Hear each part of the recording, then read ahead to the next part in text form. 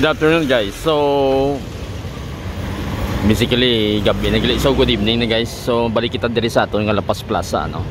So as you can see diri sa may corner sang Hirios kag Abiliana Street. May sign na nga aton nga plaza no. So makita nyo ngalan niya. So tatlo ka corner dito sa may Lupisayna and then sa may Hirios nga side miyara man sang sign. Except lang sa dito nga corner ang wala so far. So tanawon naton kung ano ang mga ang ma-update naton dire. So far nami na ang sidewalk naton sa dire nga side ano. Though I think do kumpleto naman siya pati ang inlet sa aton nga drainage system. So kumpleto na siya. Kadto kita dire nga almost daw maggulo gabi na kayo makita nyo guys ang suga bala sa plaza naton nga nagasiga na siya no. Kag partly makita pa man naton ang ginobra nila nga sidewalk kay nami man siya. So matry kita tabok medyo matraffic kay past 6 pa lang sang gabi ano. So malakat-lakat kita dire kadali. And then ang diri nga side tanaw naton ang progress since the last time nga nag-update kita no. So matry kita tabok. So diri gani namin na. So kung makita nyo ang sidewalk namin na no. So natakpan na siya. Kag may inlet na no. So aring sign guys ang aton nga Lapas Plaza. Wapa na. Kada yun may kumpleto no, may mga suga naman siya no. So tatlo ni siya ka signage dire. So identical siya. And then makita nato ng power entry sang mga lights nato nari dire sa ini nga poste. So I think daw underground man eh. Do underground ang entry ano. Tapos magwa siya sa babaw dito. Makadto dire sa parts sang fence para makasupply sang mga suga. So nagligad ginaobra pa lang sang pagkadto naton dire ang ining area sang atong sidewalk sa plaza no. So ang perimeter sidewalk daw almost complete na. So matry kita walk pasulod dire kita maagi sa may lagon nga area. So manami dire magpa liwa-liwa kay siyempre El Nino pa man so mainit. So at this time daw manami gid mag walking. I was expecting nga may pavement blocks dire sa ini nga sidewalk pero daw wala siya sang pavement blocks. So cement lang no. Cement lang ang imutan nila siguro para nga daw cheaper lang ang ilang gastuhon kay mas mahal kung may pavement blocks pa no. Unless siguro in the future kung butangan nila. So makita nyo guys ang ating lagoon. Masulod kita dira dugay-dugay ano.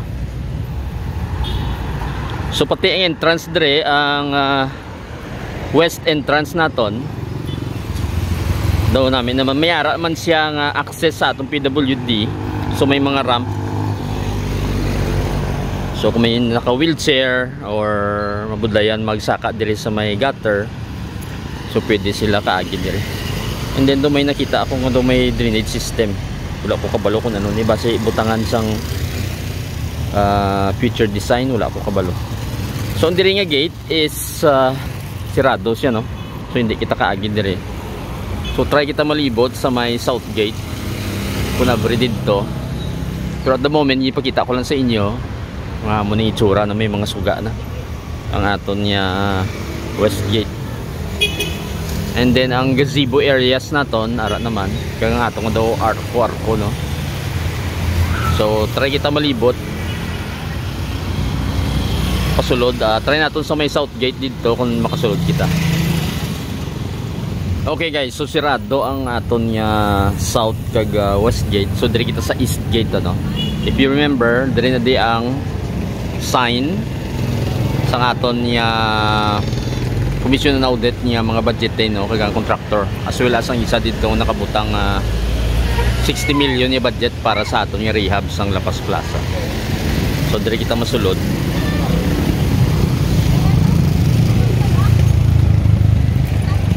So may ramp na dire. And then if you remember ang aton niya butterfly garden ari sa my right side. So currently sirado siya siyempre kay gabi na. So I think hindi man active ang mga butterflies kun gabi, no. And then ang aton niya gym ara dito, as well as ang aton gili nga mga perimeter nga mga lights dire sa may plaza. Nagasiga naman halos tanan. So madiretso lang kita kay makadto kita sa may area sang lagoon. So elevated na ni, no. So mataas na nga aton ding flooring. Ari pang payloader nga ginagamit nila kung daytime, kung during sang ilang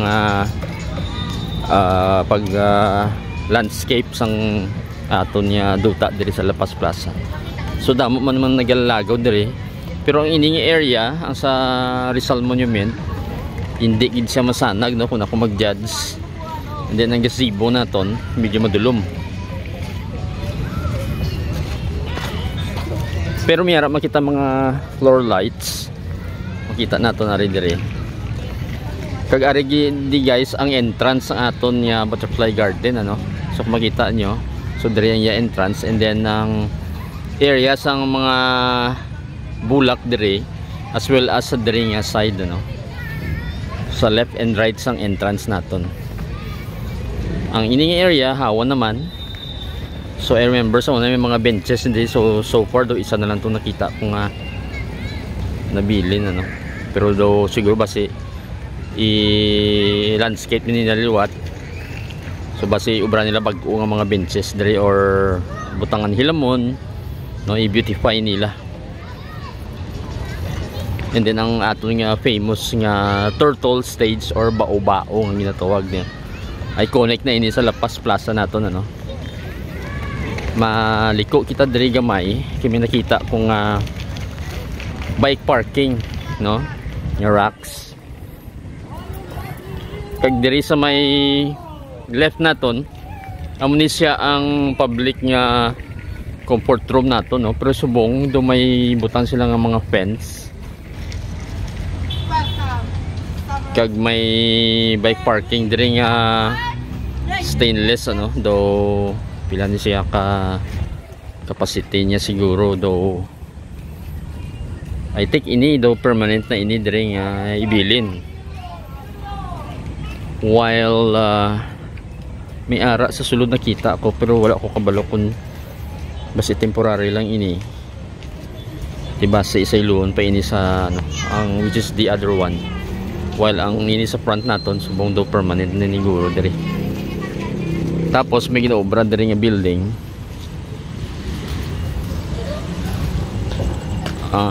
daw isa ni siya ka daw hall, pero wala pa ni siya mahuman. So tanaw naton ang information sini kung ano ni siya ang ngalan niya. If you remember, diri ang aton niya area sang drainage system, ano. So diri gaagi ang tubig kung mag-overflow, as well as ang bilog ng area para sa overflow sang aton nga tubig, ano. So gintampukan na, so may tangki na dis ang tubig para sa baha. So nagtapan na siya, no. So almost nga tapos na ini nga parts sing plaza naton. So siguro i-beautify na lang ini. And then ang aton nga north entrance guys, ara gali. So sa Francis ang aton nga church. So balik kita sa may lagoon niya part. So mga walking ta to para makita nyo guys kung ano ang itsura niya subong. Okay guys, so antes kita magpalagoon, which is ang dirang area, no, pagkita ko lang sa inyo ang night activities diri sa aton nga tennis courts, ano. So manami kay fully lighted ang tennis courts naton. So I think there are 1, 2, 3, 4 courts diri, no. So nami pati ang lighting nila, so masanag. So may mga kids diri nga siguro eskwela ni sa nagatuon sila tennis, ano. So may mga kids nga ari diri kay may tennis club. may mga tennis club members dire. So may mga kids dire. So, the workshop So muna sila. So try ko to makanto sa piyak kay daw siguro basi dire subong ang ilang mga ginagamit para sa mga kids. While ang dito nga side basi mga adults dito ga practice. So try kita ma-walk dito. Na-meet ko to yung mga grupo man sa mga folding bikes, no. So mga kilala taman. So currently I'm walking sa medyo balas-balas ng area. So base landscape pa ini. And then pakanto kita sa other two tennis courts. I remember sa una do medyo green gina dire kay puro na dikahoy so ginahuanan. But then may mga trees pa man nga nagkalabilin. So amo na siya do kanami man. So try naton video ang areas sang dire nga part sa mga tennis courts ano.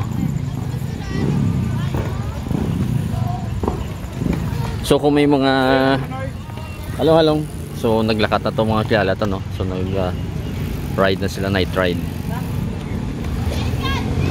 So muna ang isa sa mga tennis courts, no. So I think na may mga kids man gani diri subong, mga siguro ga workshop man sila or ga training. So may mga ilang mga racket. So duwa ini and the iconic nga lunok tree ano, so wara na sa gyapon.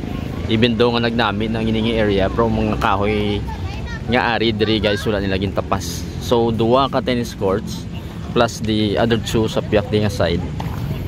So apat tanan ano. So amo na di ang tennis court areas. And then sa diri nga side miari man gin build. So try naton ipakita sa inyo. I think similar sa other side dito sa ginahinan naton nga may mga bike racks ano, kay currently dire may bike parking man nga side. So ari siya guys. So may mga bike parking as well as malibot kita, no. So may bike parking man dire. So mga stainless di siya made nga mga bike parking racks ano. So dire ari man.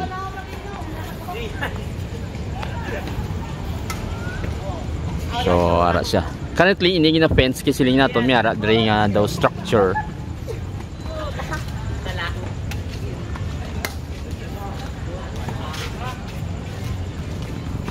Nga gina build do siguro ba si function room kung may events. So wala kita idea.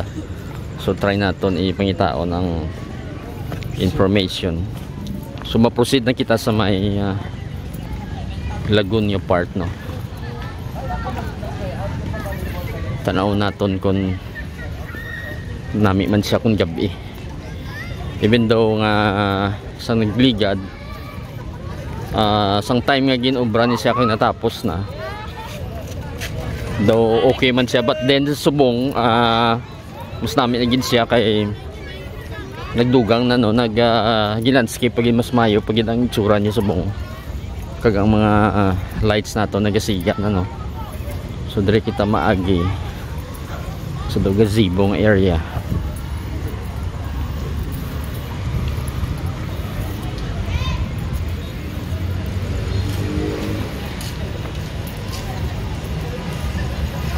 So wala gid tanan ni nagasiga, no, ang mga suga. Pero amo ni guys ang itsura ni subong. And then patay na ang ilang daw waterfall. So siguro in the morning usually ga andar na di ang ilang daw motor para sa isda, ano, sa mga koi. Malibot kita dito para makita nyo lang.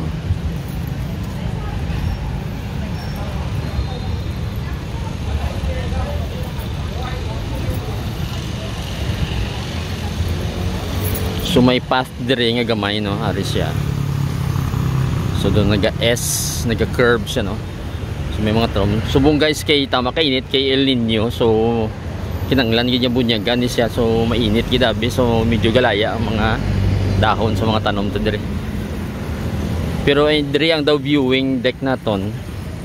So May sign yan diri nga slippery when wet nyo. Kay siyempre daw, I think daw si 4 lane yung metal nga gimpinturahan, and then may railings left and right. So at the moment ganda naman ang motor, no? Ang breather para sa mga koi fishes naton, ano, so ara siya.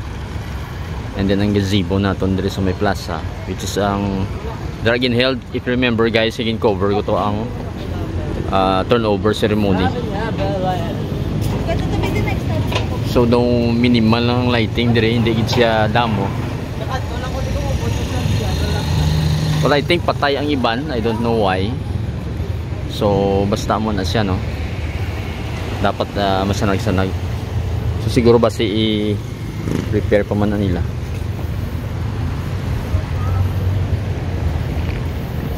So ang famous naton sa unang picture sa diri nga part sang lagoon naton, if you remember the old design, may araang aton nga gazebo plus may dako kita diri nga kahoy, no. So i-try naton i-show sa screen para may idea kamo guys ang before nga design sini. May mga kahoy man diri do kanami man, ano, wala ko kabalo kung ano na siya.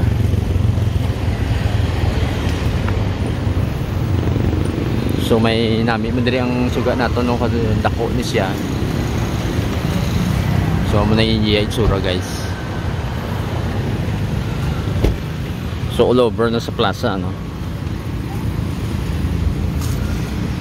So may mga dog walkers gabi.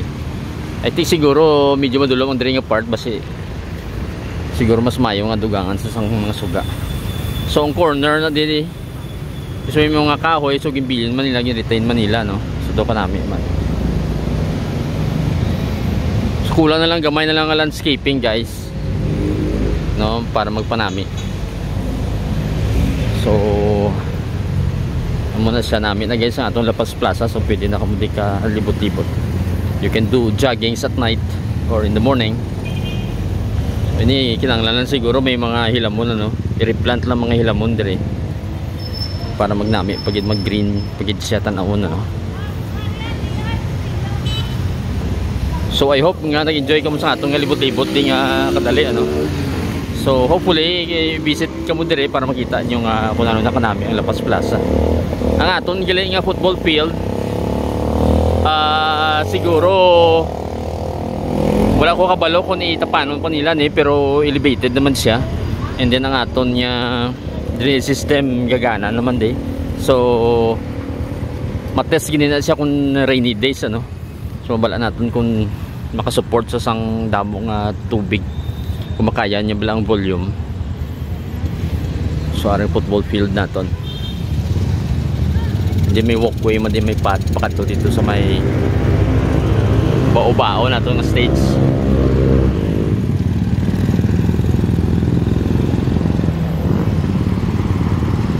Ari ang aton niya isa ka south gate. So sirado siya, no, which is wala kita kasulod kay na. So hasta na lang diri guys, till the next update. Thank you for watching.